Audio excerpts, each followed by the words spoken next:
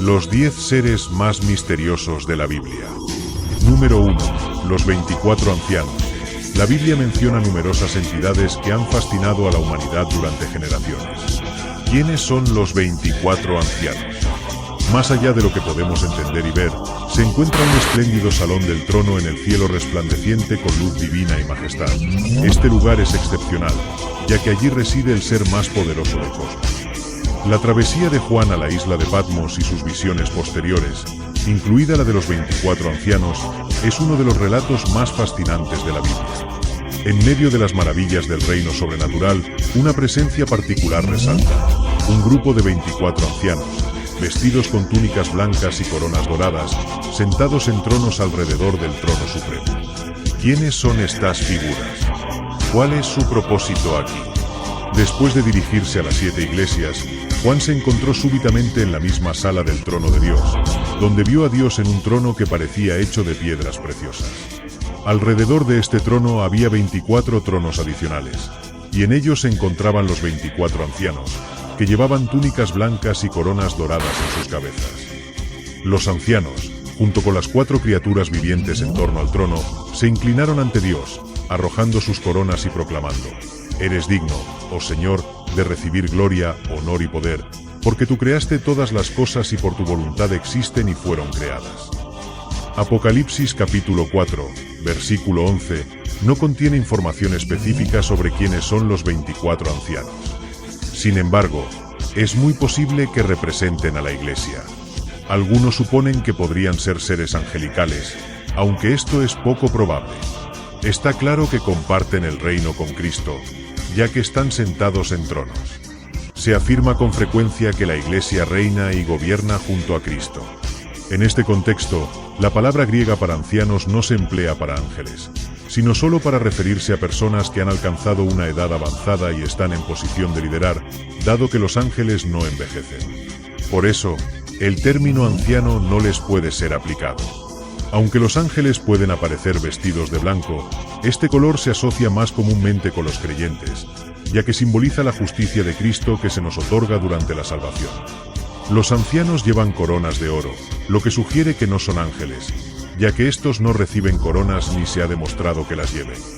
Los querubines y seres vivientes sirven como un ejemplo que motiva a los 24 ancianos a participar en la adoración, ya que los querubines rinden homenaje a Dios constantemente, día y noche. Se les considera representantes del pueblo de Dios, especialmente en el contexto del Antiguo Testamento. Lucen las coronas de triunfadores y han llegado al lugar que su Redentor ha preparado para ellos. Número 2. Los ofaníes en el Antiguo Testamento. Los ángeles son mencionados 108 veces en el libro de Éxodo, y Moisés también se encontró con ángeles durante su caminata por el desierto. ¿Qué son los ofán? En hebreo antiguo, la palabra ofán hace referencia a ruedas, pero lo que realmente capta la atención son las ruedas del trono de Dios mencionadas en la visión de Ezequiel. En este relato, Dios decide abrir los cielos a Ezequiel durante un breve periodo.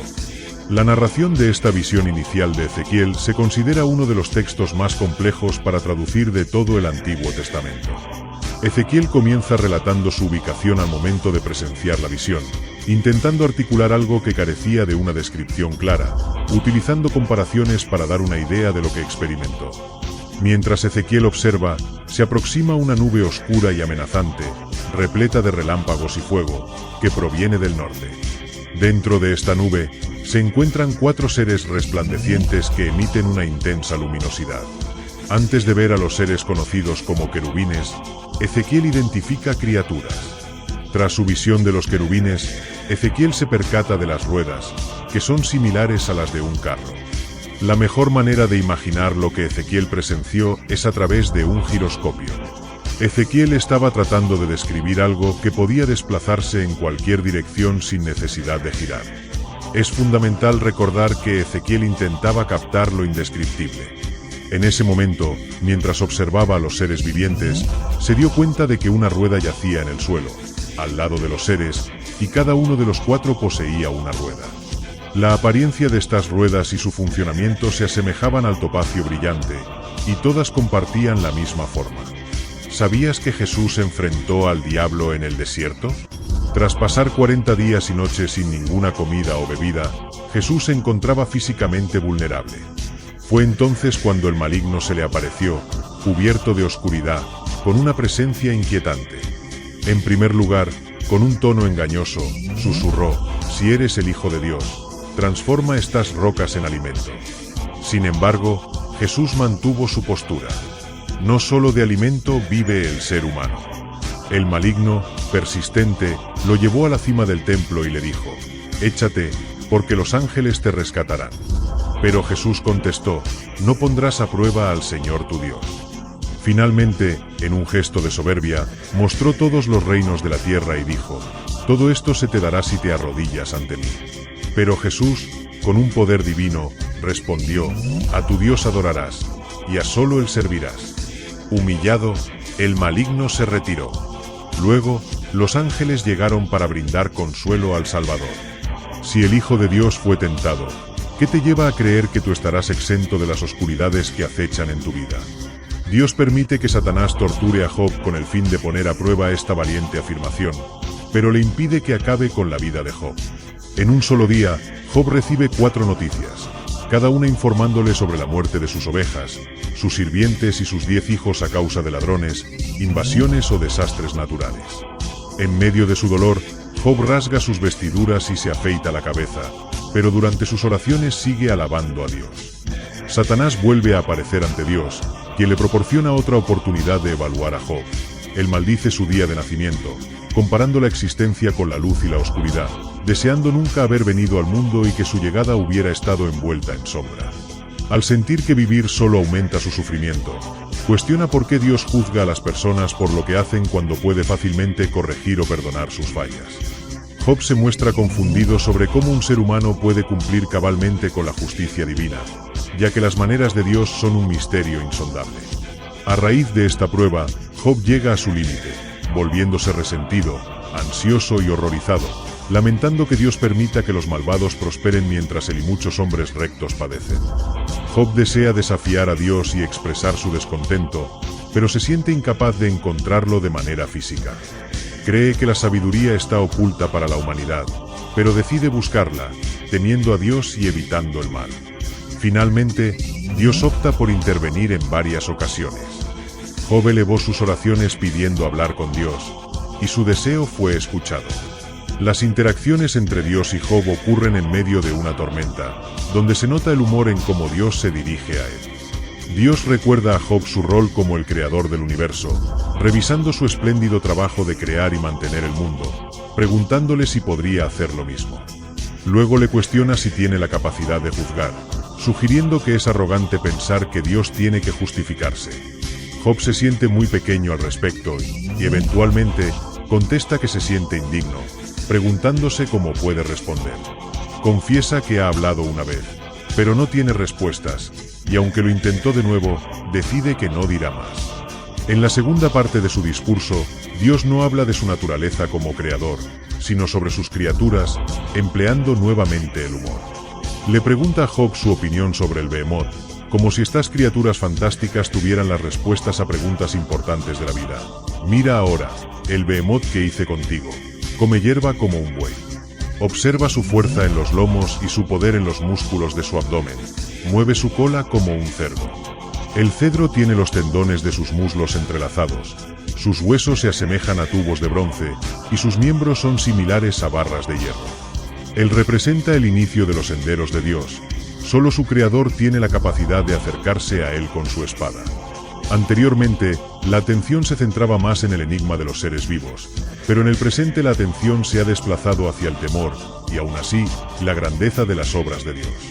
La identificación del Behemoth es un tema recurrente entre historiadores, quienes han debatido extensamente sobre esta entidad. La comunidad científica aún busca llegar a un acuerdo sobre varios aspectos de este ser, aunque hay dos certezas. Era inmenso y poseía un ombligo. La existencia de un ombligo sugiere que no es un ser ovíparo, sino que era herbívoro, similar a un buey, y su fuerza reside en los músculos de su abdomen. Dios parece disfrutar al narrar la maravilla de esta criatura asombrosa, destacando su tamaño, su apetito y sus conductas. La imagen es clara. Si Job no puede rivalizar con su extraordinaria criatura compañera, ¿cómo podría competir con el Dios que creó al Behemoth? La palabra hebrea behemoth es idéntica al plural de la palabra hebrea bema, que se traduce como bestia. Es probable que tal bestia haya caminado por la tierra entre la gente. Algunos creen que el behemoth representa un hipopótamo, ya que muchos piensan que Dios se refería a lo que nosotros identificamos como un hipopótamo, uno de los más grandes, poderosos y temidos animales en la tierra. Este mamífero acuático era conocido en tiempos antiguos, especialmente en la región de Egipto, y su población fue reducida por los romanos debido a los estragos que causaban a las cosechas. Aunque se le llama caballo de río, el hipopótamo está más relacionado con los cerdos que con los caballos. La gran boca abierta del hipopótamo genera una imagen impactante. ¿O acaso el behemoth era un elefante? Muchos apologistas bíblicos sugieren que la referencia en hebreo behemoth se refiere a un animal cuadrúpedo y creen que es un elefante. Aquellos que prefieren la interpretación hipopótamo lo hacen porque en Job 40:23 se menciona como esta criatura enorme bebe del río Jordán.